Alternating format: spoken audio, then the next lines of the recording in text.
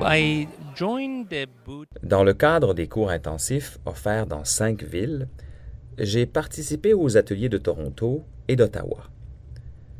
À chacune de ces étapes, j'ai examiné une vingtaine d'entreprises en démarrage. Je peux affirmer, car j'examine un bon nombre d'entreprises en démarrage ici à Silicon Valley, que la qualité des entrepreneurs était élevée et que la qualité de la technologie était excellente. Tous les travailleurs avaient été formés dans de très bonnes écoles et leur bagage technologique était solide.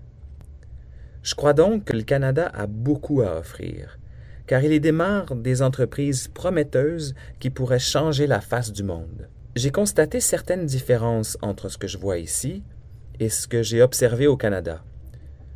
L'une de ces différences est l'horizon sur lequel s'ouvrent les rêves des entrepreneurs.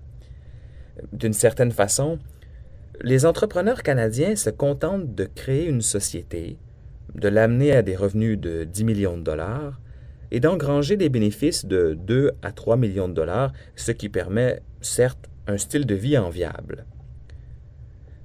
Leur entreprise, toutefois, n'atteint habituellement pas la taille que requiert une société de capital-risque pour consentir un investissement. Même si l'idée exploitée peut déboucher sur un chiffre d'affaires de 100 à 500 millions de dollars, leur vision n'atteint pas ces horizons. La raison pour laquelle je dis que les entrepreneurs canadiens doivent élargir leurs rêves, c'est que s'ils veulent attirer du capital-risque aux États-Unis, il ne leur suffit pas de produire des prévisions indiquant que les sommes investies décupleront, car les sociétés américaines de capital-risque estimeront que ce n'est pas suffisant.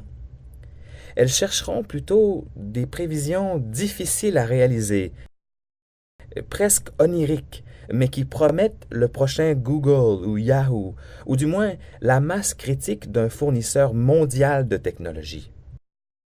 Encore une fois, je crois qu'on fonctionne ainsi à Silicon Valley.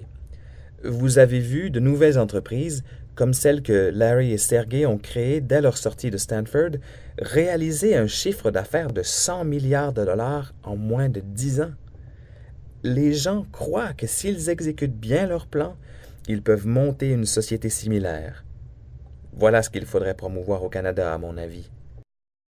Il y a environ 18 mois, notre pratique était d'investir d'un demi-million à 1 million de dollars si la valeur se situait entre 2 et 2 millions et demi de dollars.